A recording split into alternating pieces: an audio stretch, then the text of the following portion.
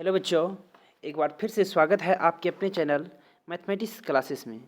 तो आज हम लोग फिर Hindi subject class 12 objective series, हम लोग जानते हैं कि काफ़ी हम लोग हद तक गद्य खंड का ऑब्जेक्टिव कर लिया हूँ और इस एक दो चैप्टर में ख़त्म हो जाएगा गद्य खंड। इसके बाद हमने पद खंड शुरू करूँगा और पद खंड शुरू होने के बाद आपका जानते हैं कि एक और रह जाता है आप लोग के लिए ग्रामर सेक्शंस। तो हम ग्रामर सेक्शंस को भी इस बार देखेंगे, समझे।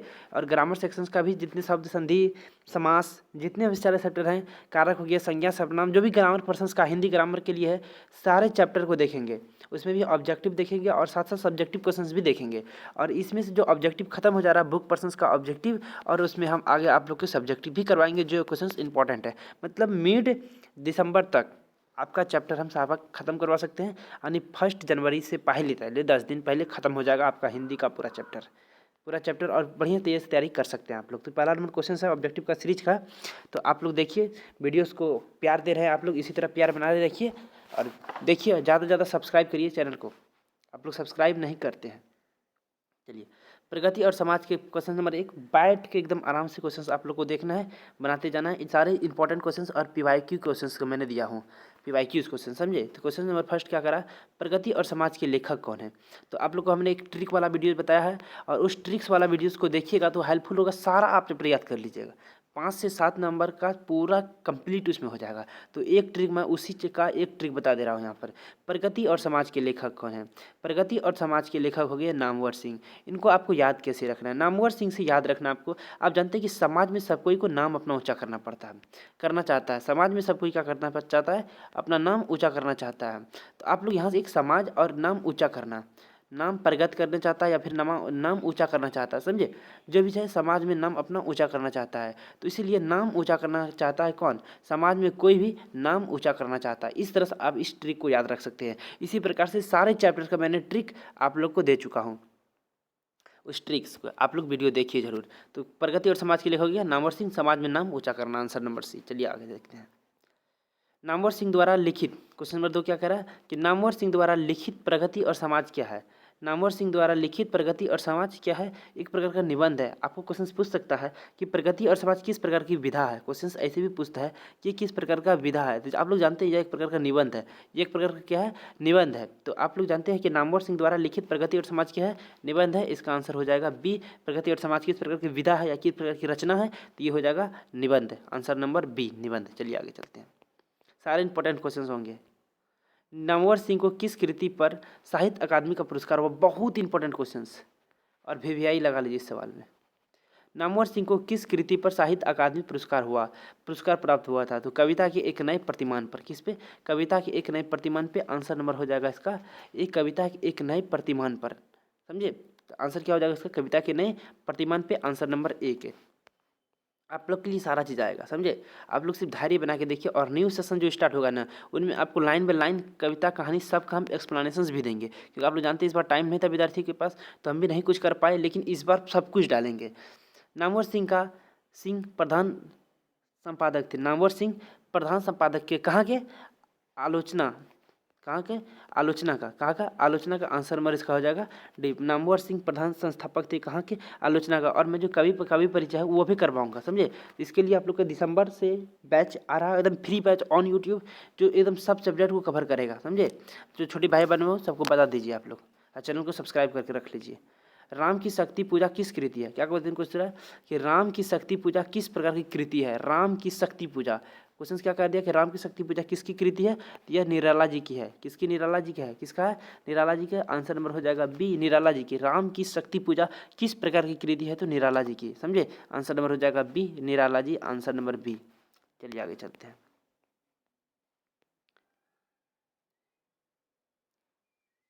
कामियानी के कवि कौन है, क्वेश्चन क्या कर दिया कि कामियानी की कवि कौन है, तो इसके हैं प्रसाद, किसके हैं, प्रसाद।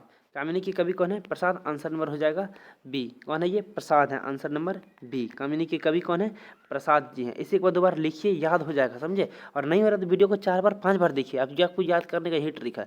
आंसर नंबर हो जाएगा इसका बी, प्रसाद। ऑब्जेक्टिव करवा रहे हैं ना, देखिएगा क्वेश्चन आएगा, जो इस वीडियो को फॉलो करेगा, जो मैं जो सब कुछ कह रहा हूँ इसे समझ जाइए, जो सिर्फ फॉलो कर लिया तो ऑब्जेक्टिव उसका बेड़ा पार लग जाएगा, इतना मैं फिक्स कर रहा हूँ। रिलिक का पर्याय क्या है, क्या कहते हैं, लिरिक का पर्याय क्या है? तो लिरिक का पर्याय है प्रगति, यानी लिरिक बढ़ना, प्रगति करना, बढ़ना, समझिए। तो आंसर नंबर हो जाएगा ए प्रगित, प्रगित आंसर नंबर हो जाएगा ए, प्रगति नहीं प्रगित। चलिए, नामवर सिंह का जन्म कब हुआ? क्या क्वेश्चन कर दिया कि नामवर सिंह का जन्म कब हुआ, बताइए। क्या क्वेश्चन पूछा है कि नामवर सिंह का जन्म कब हुआ? तो आप लोग जानते हैं कि 28 जुलाई 1927। कब? 28 जुलाई 1927 आंसर नंबर हो जाएगा ये 28 जुलाई 1927। कब हुआ? 28 जुलाई 1927 को। जितने भी आपके नाम वाले जितने भी आपके जन्म वाले हैं सबको एक जगह लिख लीजिए और उनको एक दो बार सोने से पहले एक बार सिर्फ आंख लेके देख कर एक लाइन में पढ़ दीजिए, तो वो हो जाएगा 28 जुलाई 1927। उससे होगा कि आपको याद हो जाएगा। इसका आंसर हो जाएगा 28 जुलाई 1927 आंसर नंबर ए। आंसर नंबर क्या हो जाएगा इसका? ए। चलिए आगे चलते हैं।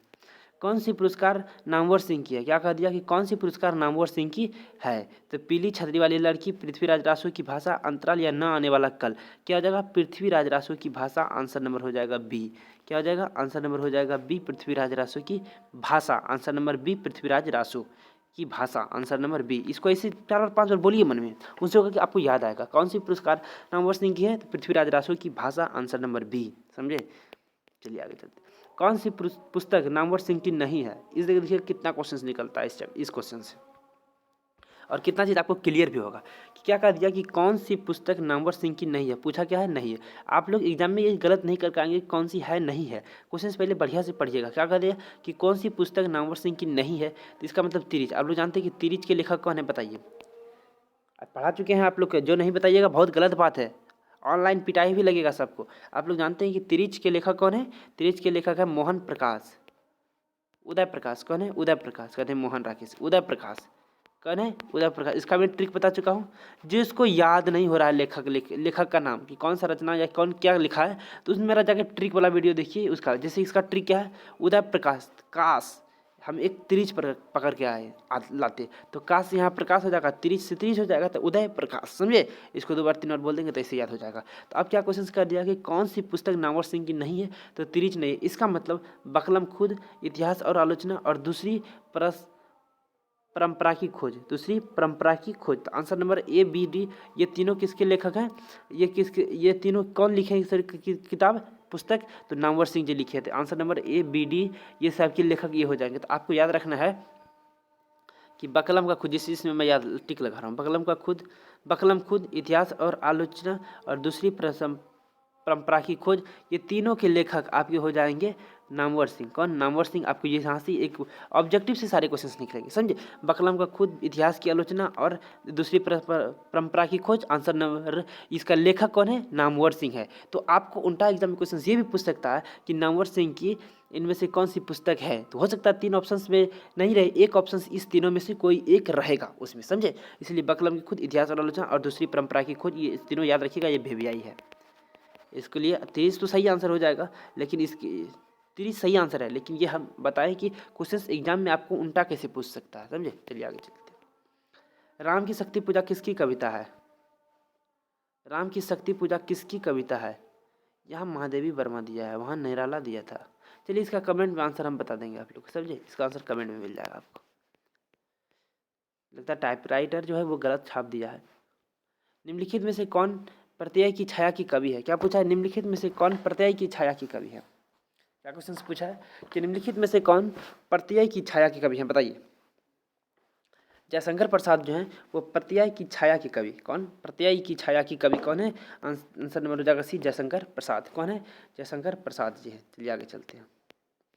तुलसीदास के रचयिता कौन है? तुलसीदास के रचयिता, तुलसीदास के रचयिता कौन है? Suryakant Tripathi Nirala. Answer number D. क्या हो जाएगा? Answer number D Suryakant Tripathi Nirala. चलिए आगे चलते हैं। कविता के नए प्रतिमान के लेखक। क्या कह दिया कि कविता के नए प्रतिमान के लेखक नामवर सिंह। अभी तुरंत पढ़े थे हम लोग कि तीन ठो ऑप्शन था ना जी, उसमें से एक है ना कविता के नए प्रतिमान के लेखक। इसका आंसर हो जाएगा डी नामवर सिंह। कौन हो जाएगा इसका आंसर? डी हो जाएगा नामवर सिंह। अभी तुरंत पढ़े थे हम लोग कि कविता के नए प्रतिमान हो गया, 2 था और 2 कौन था? कमेंट कीजिए। कविता के नए प्रतिमान के लेखक नामवर सिंह। आंसर नंबर इसका हो जाएगा डी। चलिए आगे चलते हैं। बाज की डाढ़ में आदमी का खून लग चुका है, यह किस कविता की पंक्ति है? क्या पूछा? क्या कहा है? किस कविता की पंक्ति? ये क्वेश्चन भी भेजी है, ये हो सकता है एग्जाम में टपक सकता है। बाज के डाढ़ की बडाड़ में आदमी का खून लग चुका है। यह कविता किस पंक्ति से है? किस कविता की पंक्ति है या इस पंक्ति किस कविता से लिया गया है? तय तो यही था। क्या चीज़? तय तो यही था। आंसर नंबर उसका हो जाएगा डी, तय तो यही था। आंसर नंबर हो जाएगा डी, तय तो यही था। यानी कि तय तो यही था से आपकी एक पंक्ति, इस कविता में एक पंक्ति है कि बाज की डाढ़ में आदमी का खून लग चुका है। यह किस कविता की पंक्ति है? तय तो यही था। आंसर नंबर हो जाएगा डी। चलिए आगे चलते हैं। मैंने तुम लोगों से दूर हूँ। क्या क्वेश्चन का है कि मैं तुम लोगों से दूर हूँ, किसकी कविता है? क्या चीज़ कहा है? किसकी कविता है? मैं तुम लोगों से दूर हूँ, यह किसकी कविता है? यह मुक्तिबोध जी का कविता है। गजानन माधव मुक्तिबोध के बारे में पढ़े थे आप लोग? नहीं पढ़े तो इसके बाद सर यही है अगला चैप्टर, गजानन माधव मुक्तिबोध क्या है, समझे? तो आंसर नंबर इसका हो जाएगा मुक्तिबोध। समझे? आंसर नंबर ए मुक्तिबोध। चलिए आगे चलते हैं। अगला क्वेश्चन 17 नंबर क्या कह रहा है कि नामवर सिंह का कौन सी रचना है? क्या कह दिया कि नामवर सिंह की कौन सी रचना है? क्वेश्चन यही कहना है। तो इसमें से प्रगति और समाज अभी तुरंत पढ़े हम लोग कि नामवर सिंह की कौन सी रचना है? प्रगति और समाज। आंसर नंबर हो जाएगा सी। चलिए 18 नंबर बताइए। चलिए 18 नंबर बताइए। तो बताइए नामवर सिंह के गुरु कौन थे? 18 नंबर क्वेश्चन अभी तक हम देखें कि नामवर सिंह के गुरु कौन थे। तो नामवर सिंह के गुरु कौन थे? हजारी प्रसाद द्विवेदी। इसका आंसर हो जाएगा बी नंबर। नामवर सिंह के गुरु के कौन नाम थे? वीवीआई क्वेश्चंस लगा लीजिए, ये क्वेश्चंस एग्जाम में आने की चांस है, ये क्वेश्चंस एग्जाम में आने की बहुत ही ज़्यादा पॉसिबिलिटीज़ है। नामवर सिंह के गुरु कौन थे? Hazari Prasad Dwivedi. Answer number B. इसका आंसर हो जाएगा बी। यानी सीधा सीधा क्वेश्चन या तो ये पूछ सकता है कि हजारी प्रसाद द्विवेदी किसके गुरु थे? तो ये गुरु नामवर सिंह के थे। या तो क्वेश्चन ऐसा पूछ सकता है आपसे कि नामवर सिंह के गुरु कौन थे? हजारी प्रसाद द्विवेदी। यानी क्वेश्चन इस दोनों डायरेक्शंस में पूछ सकता है आपसे। समझे? चलिए आगे चलते हैं। बताइए नामवर सिंह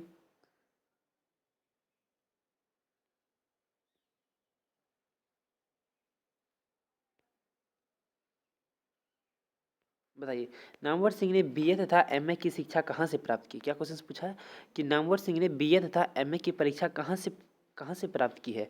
तो बीए तथा एमए आप जानते हैं कि बीए की ग्रेजुएशन डिग्री जो आर्ट्स से करते हैं, एमए हो गया मास्टर डिग्री इन आर्ट्स। समझे? ये क्या BHU से, वही BHU से। कहाँ? BHU से आंसर नंबर हो जाएगा सी, BHU से। ये क्वेश्चन भी वीवीआई याद रखिएगा क्वेश्चन को। चलिए आगे चलते हैं। प्रगीत कैसा काव्य है? क्या क्वेश्चन पूछा है कि प्रगीत कैसा काव्य है? प्रगति और समाज के बारे में नहीं पूछा है। प्रगीत कैसा काव्य है? यह एक प्रबंध काव्य है। कैसा? एक यह प्रकार का प्रबंध काव्य है। आंसर नंबर हो जाएगा सी, प्रबंध काव्य। क्या है ये? एक प्रकार का प्रबंध काव्य है। क्या है ये? एक प्रकार का प्रबंध काव्य। पूछता है क्वेश्चन कि प्रगीत कैसा काव्य है, तो यह एक प्रकार का प्रबंध काव्य है। आंसर नंबर इसका सी। चलिए आगे चलते हैं। देखिए दुनिया को हाथ ही की तरह गर्म और सुंदर होना चाहिए। क्या क्वेश्चन पूछा है कि दुनिया को हाथ ही की तरह, किसकी तरह? दुनिया को हाथ ही की तरह गर्म और सुंदर होना चाहिए। यह किस कविता की कविता की अंश है? मतलब ये पूछा है क्वेश्चन में कि दुनिया को हाथ ही की तरह गर्म और सुंदर होना चाहिए। यह जो पंक्ति है, यह कविता का जो अंश है, किस कवि के कविता में है? तो किसका? केदारनाथ सिंह का। किसका? केदारनाथ सिंह का। आंसर नंबर इसका हो जाएगा ए, केदारनाथ सिंह। समझे? केदारनाथ सिंह का जो कविता है उसी में से यह कविता का एक अंश है कि दुनिया को हाथ की तरह गर्म और सुंदर होना चाहिए। आप याद रखिएगा, आप लोग से विनती है कि ये क्वेश्चन ऐसा याद रखिएगा, इस प्रकार से याद रखना, ये रखना है। एक टाइप को आपको इसको ऐसा भी याद रखना है, इस लाइन को याद रखना है। लाइन इंपॉर्टेंट है, इस लाइन को आपको याद रखना है। पूछेगा कि दुनिया को हाथ की तरह गर्म और कैसा होना चाहिए? सुंदर होना चाहिए। पूछ सकता है कि किसको हाथ की तरह गर्म और सुंदर होना चाहिए? आंसर हो जाएगा दुनिया। क्वेश्चन ऐसा पूछ सकता है कि किसने कहा था कि दुनिया की हाथ की तरह गर्म और सुंदर होना चाहिए? तो केदारनाथ जी ने कहा था। पूछ सकता है कि किस कविता का अंश है? तो ये केदारनाथ जी की कविता का अंश है ये लाइन। समझे? क्वेश्चन इस प्रकार से घुमा फिरा पूछ सकता है, लेकिन पूछेगा क्वेश्चन यही सब। समझे? चलिए आगे चलते हैं। ये बताइए आचार्य रामचंद्र, क्या पूछा है कि आचार्य रामचंद्र शुक्ल के काव्य, क्या पूछा है कि आचार्य रामचंद्र शुक्ल का काव्य सिद्धांत का आदर्श काव्य कौन सा काव्य है? आदर्श काव्य प्रबंध काव्य है। ये तुरंत देखे थे हम लोग इसके बारे में क्वेश्चन कि क्या क्वेश्चन करेगा? आचार्य रामचंद्र शुक्ल के काव्य सिद्धांत का आदर्श कौन सा काव्य है? आदर्श काव्य कौन सा है? प्रबंध काव्य। जो प्रगीत काव्य था, अभी तुरंत देखिए यह प्रगीत काव्य था, इस प्रकार का प्रबंध काव्य है। और ये एक प्रकार का किसका, आचार्य रामचंद्र शुक्ल का, किसका, ये नाम इंपॉर्टेंट है समझे, आचार्य रामचंद्र शुक्ल के काव्य सिद्धांत का आदर्श कौन सा काव्य है, प्रबंध काव्य। आंसर नंबर हो जाएगा सी। चलिए आगे चलते हैं। क्या पूछा है कि सहर्ष स्वीकारा है, क्या पूछा है, सहर्ष स्वीकारा है, स्वीकारा है, सहर्ष स्वीकारा है कविता के रचयिता कौन है। क्वेश्चन इंपॉर्टेंट है, वीवीआई है, क्वेश्चन इंपॉर्टेंट है कि सहर्ष स्वीकारा के, सहर्ष स्वीकारा के रचयिता कौन है, मुक्तिबोध, वही गजानन माधव मुक्तिबोध। कौन, गजानन, इसका फुल नाम आप लोग याद रखिएगा, अपने कॉपी में जो नोट कर रहे हैं तो बहुत अच्छा काम कर रहे हैं। मुक्तिबोध के पूरा नाम क्या है, गजानन माधव मुक्तिबोध, क्या, गजानन माधव मुक्तिबोध, क्या है, गजानन माधव मुक्तिबोध। और ये सहर्ष स्वीकारा के कवि के रचयिता कौन है, मुक्तिबोध जी हैं। चलिए आगे चलते हैं। सच्चे अर्थों में प्रगीत का आधार क्या है, क्या क्वेश्चन कर दिया कि सच्चे अर्थों में प्रगीतात्मकता का आधार क्या है। ये समाज के विरुद्ध व्यक्ति, जो व्यक्ति समाज के विरुद्ध चलता है वह एक प्रकार का सच्चे अर्थों के प्रगीतात्मक का आधार है। इसका आंसर हो जाएगा सी नंबर, इसका आंसर हो जाएगा सी नंबर। चलिए आगे चलते हैं, समझे। चलिए बताइए इसका आंसर क्या क्वेश्चन, पर किसने यह सातों सागर के पार एकापिकिन से ही मनुहार, यह किस कविता की कवि का अंश है, कवि के कविता का अंश है तो शमशेर बहादुर सिंह, क्या चीज, शमशेर बहादुर सिंह के कविता का यह अर्थ है, ये कविता का अंश है। पर किसने यह सातों सागर के पार एकाकिपीन से ही मनुहार, यह किस कविता की कविता का अंश है, शमशेर बहादुर सिंह। आंसर नंबर हो जाएगा ए, इसका आंसर हो जाएगा ए, समझे। चलिए वीवीआई क्वेश्चन से याद कर लीजिएगा। नागार्जुन के काव्य संग्राम संसार के प्रगीत नायक का व्यक्तिवाद किस प्रकार का है, क्या क्वेश्चन पूछा है। चलिए थोड़ा सा कलाकृति कर देते हैं आप लोग क्वेश्चन पे, क्या क्वेश्चन पूछा देखिए। नागार्जुन के काव्य संसार के प्रगीत नायक का व्यक्तित्व किस प्रकार का है, निष्कड़ और फक्कड़। आंसर नंबर हो जाएगा सी, निष्कव्य और फक्कड़, मतलब जिसको कोई लेना देना नहीं, निष्कड़ और फक्कड़। आंसर नंबर हो जाएगा इसका सी। चलिए आगे चलते हैं। नामवर सिंह को कविता के नए प्रतिमान पर साहित्य अकादमी पुरस्कार कब मिला, क्या क्वेश्चन पूछा है कि नामवर सिंह को कविता के नए प्रतिमान पर, क्या ये अभी तुरंत हम देखे थे इसी का लिखा हुआ, किसका, नामवर जी का लिखा हुआ है ये कविता कि नाम क्या है कि कविता के नए प्रतिमान पर साहित्य अकादमी पुरस्कार कब मिला, तो 1971 में। आंसर नंबर हो जाएगा बी, 1971। कब, 1971 में। कब हो जाएगा, 1971 में। आंसर नंबर हो जाएगा बी नंबर। चलिए आगे चलते हैं। तीन गई रीढ़ किसकी कविता है, क्या क्वेश्चन पूछ सकता है, क्या क्वेश्चन है कि तन गई रीढ़ किसकी कविता है। थोड़ा आंख झुलझाने लगता है, समझे, इसीलिए थोड़ा देख नहीं पाते जल्दी अच्छा से क्या लिखा हुआ। तन गई रीढ़ किसकी कविता है, ये नागार्जुन का, किसका, नागार्जुन का। आंसर नंबर जाएगा सी, नागार्जुन, किसका, ये नागार्जुन का। तन गई रीढ़, क्या चीज़, तन गई रीढ़ मतलब तन गई मूड़, इसका मतलब, लेकिन किसकी कविता है, कविता का नाम यही है तन गई रीढ़, तो इसका किसका हो जाएगा, नागार्जुन। आंसर नंबर हो जाएगा सी। चलिए आगे चलते हैं। क्या देखिए आप पूछा है कि नामवर सिंह 1970 में किस विश्वविद्यालय में हिंदी विभाग के अध्यक्ष, क्या क्वेश्चन पूछा है कि नामवर सिंह 1970 में किस विश्वविद्यालय में हिंदी विभाग के अध्यक्ष पद पर प्रोफेसर के रूप में नियुक्त हुए, किस पर, जोधपुर, कहाँ, जोधपुर विश्वविद्यालय में, कहाँ, जोधपुर विश्वविद्यालय। आंसर नंबर हो जाएगा डी, जोधपुर विश्वविद्यालय में। नामवर सिंह 1970 में किस विश्वविद्यालय में हिंदी विभाग के अध्यक्ष पर प्रोफेसर के नियुक्त हुए, तो आंसर नंबर हो जाएगा डी, जोधपुर विश्वविद्यालय में। कहाँ, जोधपुर विश्वविद्यालय में। आंसर नंबर डी, समझिए। ये क्वेश्चन वीवीआई है, याद कर लीजिएगा। चलिए आगे चलते हैं। दूसरी परंपरा की खोज किसकी कविता है, क्या क्वेश्चन पूछा है कि दूसरी परंपरा की खोज किसकी कविता है, तो नामवर जी की है। किसका है, नामवर जी का फुल नाम, नामवर सिंह ही है, इसका फुल नाम नहीं है, नामवर सिंह। और दूसरी परंपरा की खोज किसकी रचना है, नामवर सिंह की। दिनकर जी की रचना। चलिए जो विद्यार्थी पढ़े होंगे, जो विद्यार्थी पढ़े होंगे अच्छे से, वो आज इस क्वेश्चन का मेरा जवाब दे देंगे। पहला क्वेश्चन क्या कह रहा है कि दिनकर जी, आपको बताना है कि दिनकर जी कि जो कविता या कहानी जो भी है, उससे भी क्वेश्चन मेरा ये नहीं है, क्वेश्चन मेरा ये है कि इसने लिखा क्या है, इसकी रचना क्या है। नामवर जी का रचना बताना है, उदय प्रकाश की रचना बताना है, और बालकृष्ण भट्ट की रचना बताना है। ये क्वेश्चन हम यहाँ से पूछते हैं। दिनकर जी की रचना बताइए आप लोग, दिनकर जी की रचना, रामधारी सिंह दिनकर। अरे ट्रिक्स वाला वीडियो जो विद्यार्थी देखे होंगे वो सारे के सारे इसका आंसर दे देंगे सही सही। चलिए कमेंट कीजिए। बताइए रामधारी सिंह, इसका नाम फुल नाम भी बता दीजिए, मैंने तो क्वेश्चन पूछ सकते थे कि रामधारी सिंह दिनकर जी का फुल नाम है रामधारी सिंह दिनकर। क्या चीज़ है? रामधारी सिंह दिनकर, समझे। चलिए दिनकर जी का बताइए, रामधारी सिंह दिनकर क्या लिखे हैं? बताइए। नामवर सिंह तो अभी तुरंत पढ़ाए हैं, इसका बताइए। नामवर सिंह के क्या चीज़ लिखे हैं? क्या अभी क्या पढ़ा रहे हैं आप लोग? का चैप्टर का नाम है नामवर सिंह प्रगति और समाज। प्रगति और समाज, ये प्रगीत और समाज, प्रगीत और समाज, यही तुरंत अभी हम लोग पढ़े हैं। यही चैप्टर नाम था प्रगीत और समाज। बाल कृष्ण भट्ट के बारे में बताइए। उदय प्रकाश, अभी तुरंत बताए थे चैप्टर के शुरू में कि उदय प्रकाश तिरिच, क्या चीज़? तिरिच के लेखक हो गए। बालकृष्ण भट्ट, चलिए बताइए। अभी हम इसका ट्रिक भी बताए थे आप लोग को तभी शुरू में, जब ट्रिक वाला वीडियो में देख लीजिएगा कि बालकृष्ण भट्ट के लेखक क्या था कि भट्ट बहुत बोलते हैं आप, यानी बातचीत वाला, क्या था? बातचीत के लेखक थे। और दिनकर जी, रामधारी सिंह दिनकर, बताइए क्या लिखे थे? ये बहुत इंपॉर्टेंट क्वेश्चन है, बताइए कौन बताते हैं?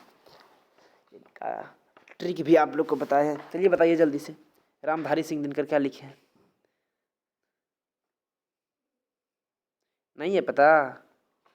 कैसे चलेगा काम, जल्दी बताइए। नहीं है पता? इतना तो आप लोग को हम ट्रिक बता दे, ट्रिक करते हैं आप लोग, हम इतना हिंट्स दे देते हैं, लेकिन आपको बताना है, बताएंगे तो हम नहीं। आपको हिंट, जिसमें कि शंकर और पार्वती का कल्पित रूप है, शंकर और पार्वती का कल्पित रूप है, जिसमें वही चैप्टर में इसका है। इतना हिंट्स दे दिए, कमेंट कीजिए आप लोग तब तक। चलिए इसका तो आंसर वैसे हो जाएगा Namvar Singh, answer number B हो जाएगा, लेकिन हमको इसका जानना था दिनकर जी का। चलिए आगे चलते हैं। क्या क्वेश्चन है? निम्नलिखित में से कौन प्रलय की छाया के कवि हैं? क्या चीज़ पूछा है कि इनमें से कौन से प्रलय की छाया के कवि हैं? तो जयशंकर प्रसाद। क्वेश्चन पूछ सकता है कि कौन सा प्रलय की छाया के कवि हैं? तो जयशंकर प्रसाद जी, जयशंकर प्रसाद। कौन? जयशंकर प्रसाद जी, समझे। तो कौन थे? जयशंकर प्रसाद जी, आंसर नंबर हो जाएगा सी, जयशंकर प्रसाद। चलिए आगे चलते हैं। तुलसीदास के रचयिता कौन है? क्या क्वेश्चन है कि तुलसीदास के रचयिता कौन है? तो तुलसीदास के रचयिता आप लोग जानते हैं सूर्यकांत त्रिपाठी निराला, समझे। चलिए आंसर नंबर डी, चलिए बताइए 33। कविता के लिए प्रतिमान के लेखक, तुरंत हम लोग बहुत बार पढ़ चुके हैं, नामवर सिंह, आंसर नंबर हो जाएगा इसका डी। चलिए आगे चलते हैं। बाज की दाढ़ी में आदमी के खाल का खान का, यह किस कविता से पंक्ति है? तुरंत तय हुई तो ये था ही, आंसर नंबर डी। और देखते हैं आंसर है क्या, नहीं है क्वेश्चन। चलिए आप लोग के लिए आज का ये चैप्टर पूरा हुआ। तो आपके लिए एक नोटिस है, आपको इसका आंसर बताना ही बताना है, लेकिन एक नोटिस, मस्त क्वेश्चन नोटिस है कि आपके लिए सभी सब्जेक्ट की तैयारी ऑफलाइन बैच स्टार्ट हो चुका है। ऑफलाइन बैच आपका स्टार्ट हो चुका है, समझे। ऑफलाइन बैच स्टार्ट हो चुका है। आप लोग ऑफलाइन बैच जिनको जिनको चाहिए वो आ सकता है, और ऑनलाइन फ्री यूट्यूब तो चलिए रहा है, चलवे करेगा, और न्यू बैच स्टार्ट जल्द ही होगा। जो विद्यार्थी न्यू बैच के लिए संपर्क करना चाहते हैं वो एकदम फ्री होगा, उसके लिए कोई टेंशन नहीं है। अब थोड़ा एग्जाम्स होने दीजिए, विद्यार्थियों का स्टार्ट होगा, एकदम फ्री होगा और बहुत अच्छा से होगा, जिसमें कंप्लीट मैथ, फिजिक्स, केमिस्ट्री और हिंदी, इंग्लिश, मतलब 500 की कंप्लीट फ्री तैयारी करवाई जाएगी, समझे। और अभी ऑफलाइन बैच स्टार्ट हो चुका है, जिसको ऑफलाइन बैच अच्छे से पढ़ना है वो आ जाइए, समझे। आपके लिए एड्रेस कहाँ है? तो एड्रेस आपको मिल जाएगा कमेंट बॉक्स में, ठीक। चलिए तब तक के लिए ओके बाय। आज के लिए इतना ही। आपका दिन शुभ हो, आप लोग अच्छे से पढ़िए, अपने माता पिता का नाम को रोशन कीजिए। आप लोग जानते हैं कि माता पिता आपके लिए बहुत ज़्यादा सेक्रीफाइस किए हैं, आप लोग अभी से अपना सेक्रीफाइस स्टार्ट कर दीजिए। जो विद्यार्थी मोबाइल में बहुत ज़्यादा बिजी रहते हैं, कृपया वो अपना मोबाइल को त्यागें। मोबाइल बस पढ़ने के लिए है, इसका मिसयूज नहीं करिए। और माता पिता जो भी सेक्रीफाइस किए उस सेक्रीफाइस का पॉजिटिव यूज होना चाहिए, समझे। तो चलिए मोटिवेशन सेशंस किसी और दिन। तो आज के लिए ओके बाय, यहीं तक।